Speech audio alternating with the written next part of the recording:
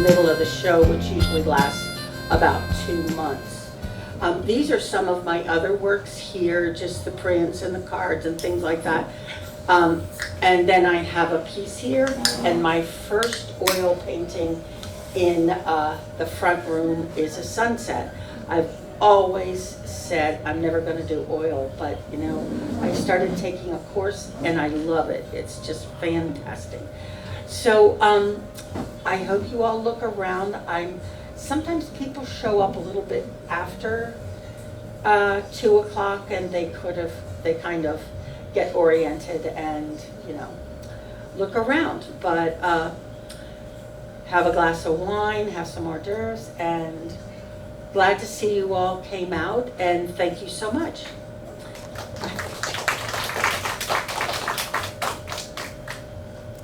Is there another artist in the house? Good afternoon, everybody. I'm Robert Birkenes. I'm a printmaker. I have 2 pieces in the show in the other room. I just wanted to say what this means to me. The only places I've really shown art so far have been in the New Deal, and I really appreciate Julie and Marianne and others who allowed that to happen. The first pieces I sold, I think, were 6 months ago or so, and it was such a celebration for me. And at that point, as soon as you've sold, I think, even 1 piece, you can say, I'm a professional artist. I'm not an amateur. I'm not just... So at least that's what I did. So it made me feel better. And my art has improved since then, I think. Now I have to stand up a little straighter. Practice makes perfect. Exactly. So one of the pieces that I have today in the other room, it's called Early Spring. It's really some, I believe, daffodils that were coming up here in Greenbelt. And it's a traditional dry point print where I engraved on a piece of plastic and then printed it on paper. But the thing that's unusual about it, I take a printmaking class at Montpelier, not too far from here in Laurel. And in that class, we experiment, we innovate, and I tried using watercolor medium in the form of watercolor crayons. People don't generally do that for printmaking. Usually you have oil, and it's very messy and hard to clean up, but makes nice prints. But what I've been doing is just the watercolor crayons, they go into the grooves of the plastic, and cleanup is just a paper towel and water, and it looks very nice. And as you'll see in that print, you can get 8 or 10 colors in one print, which usually people using regular ink, they won't try to do that. It's too much trouble. So I just wanted to share, that was my first piece to show publicly like that. But I'm hoping to kind of document the process and share it with more people, because I don't think people know you can do watercolor and printmaking at the same time, not one and then the next. Like a lot of times people will make a print and then watercolor it. That's fine. But this is at the same time printed that way. So it's kind of cool. If you have any questions, let me know. Thank you. Do you teach classes or do you have workshops? I don't have, I was a student in the Montpelier printmaking. And I'm thinking of proposing a class for one of the retirement homes. There's one in Silver Spring that's connected with PG Community College. At the community center, but also the College Arts Exchange. I'd like to try it. It's a lot to put together a curriculum and think about teaching. A workshop is but I think it'd be fun. to have to do that one subject for a couple hours. Thanks for the suggestion. Yeah, I'll look into that. Yeah, you should. That sounds interesting. Thanks very much. For workshop? All right, that's a pointed look in my direction. Yes, it is. I know how to read a look. All right. I will.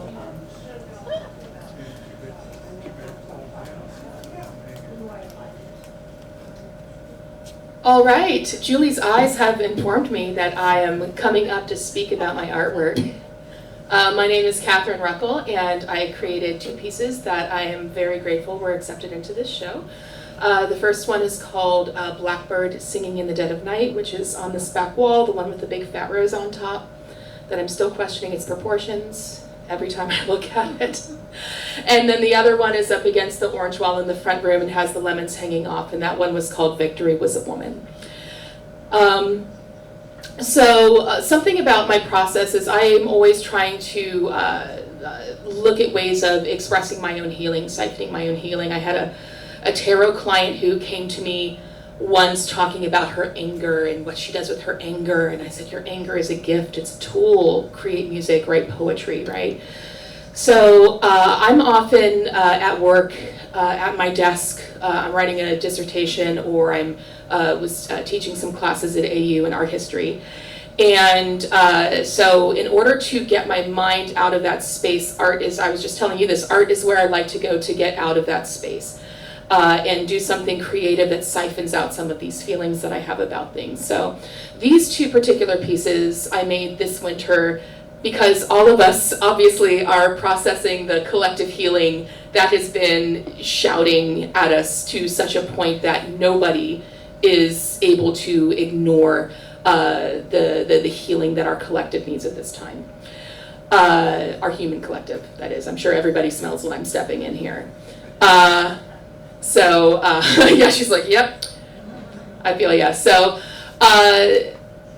let me talk about how I make these, and I want to like maybe merge it in, right? So, how I make these, why am I always sticking it onto my canvases? So, this is something I've always been attracted to, but I really found some really cool validation in this when I discovered the story of a young Hungarian poet named Charles Sirato, who around the 1920s, he read Einstein's paper on special relativity, and it blew his mind. And one thing that I try and tell my students is you don't quite understand, because we're all kind of used to it, but the idea of how reality shifted for the general public after Einstein really was very profound. And so his response as a poet was to try and make poetry that wasn't just a line. He wanted to add a dimension to it.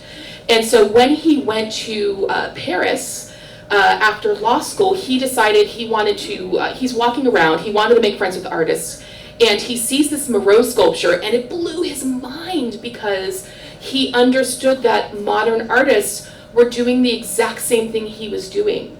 They didn't know that they were all unified in this kind of exploration of these artistic materials to try and add a dimension to them, to understand that they're not confined by the spatial reality of whatever that medium happened to be. And he expressed it as a theorem that he called N+1, where N expresses the reality of that medium, and then you're adding, that +1 is you're adding a dimension. So for a painter, you're perforating your canvas, you're sculpting onto your canvas, or you're adding onto your canvas.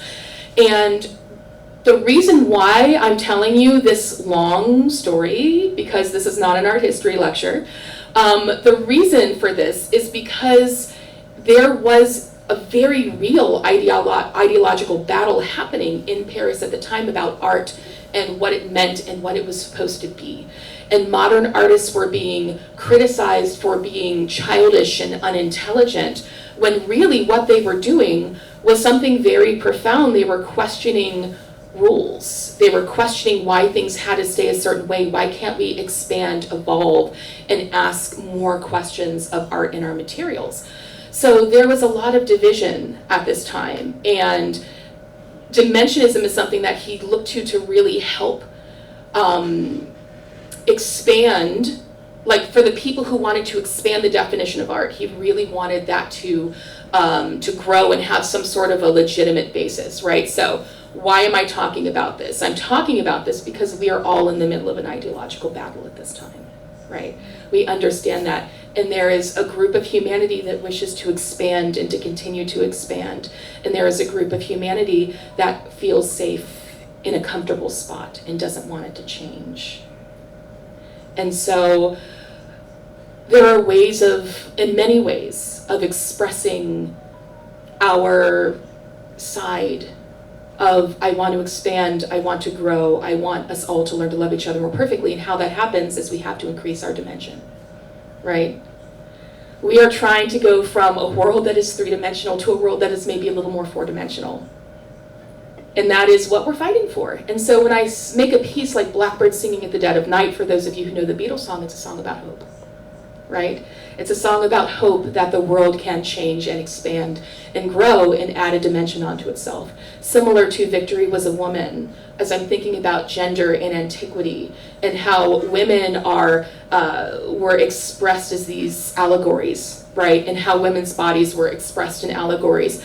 And when we go to the Louvre, we might see a statue like the Nike of Samothrace, right? Which is unfinished and incomplete, but there was a time when it was powerful and it was real and it was put in the center of a city for people to look at and gravitate around and think about a better world, about things they were fighting for. And now it's a chunk of marble in the Louvre that we look at because of its formal qualities, right? But there are ways of reclaiming that, and that's what this show was about, this for Green Man, right? It was about rebirth and reclamation and the hope that comes along with those things. And so this piece, Victory Was a Woman, is very much about the idea of not trying to put her back as she was before iconoclasts broke her and buried her until she was found in a different context by people who didn't really know what she was there for or why she was, right? But I am trying to create this portal in which we are bringing her through and recontextualizing her and reclaiming her and our own wings as women, right? All right, thank you so much. I have talked more than my share. Somebody else come up and do it. Thank you.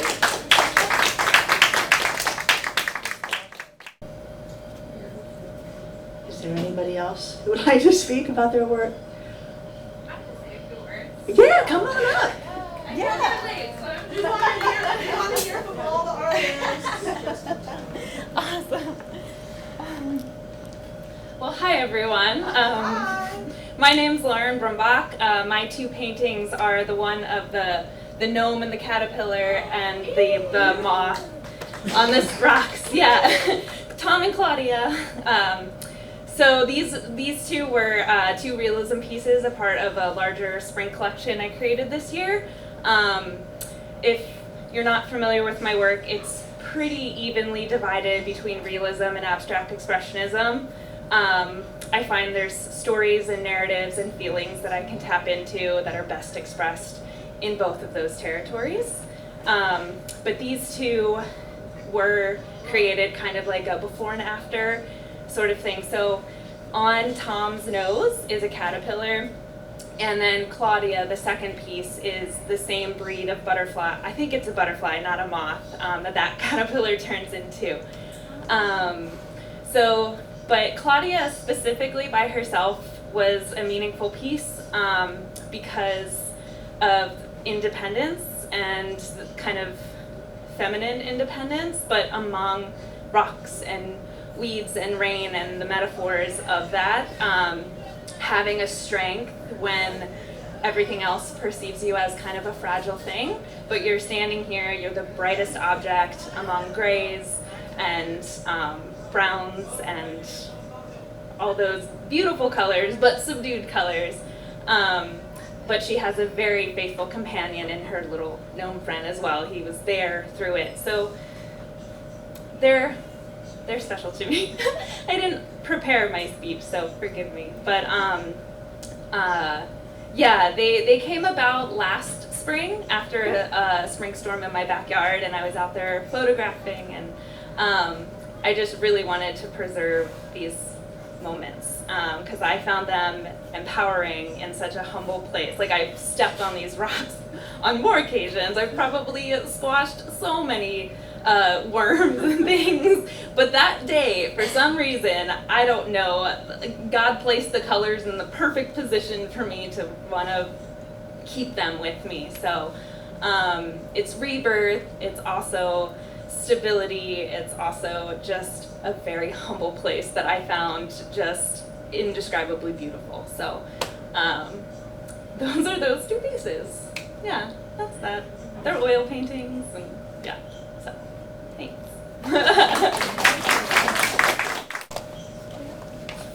Hi, I'm Irina Hayner.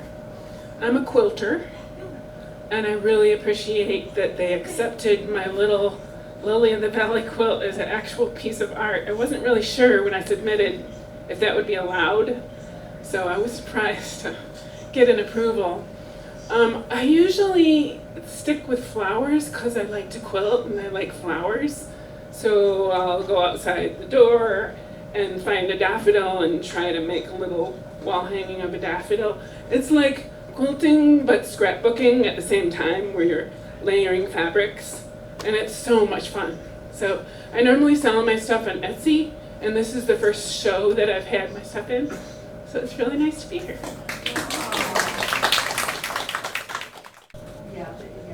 Okay, I think that's it for the people that I recognize as artists, and if there's anybody else hiding in the, under the tablecloth. Behind the curtain. I'm so grateful for all of the artists who spoke and shared, a little bit about their process, a little bit about what inspired them. I love that there are different media in this show. I think it's really good to show people what art can be and expand people's minds about that. And I'm just really grateful for y'all for being here, to y'all for being here. I'm grateful for everyone who spoke, and so thank you for coming, and please continue to enjoy the hors d'oeuvres and mingle and hang out, and we'll see you for our next reception.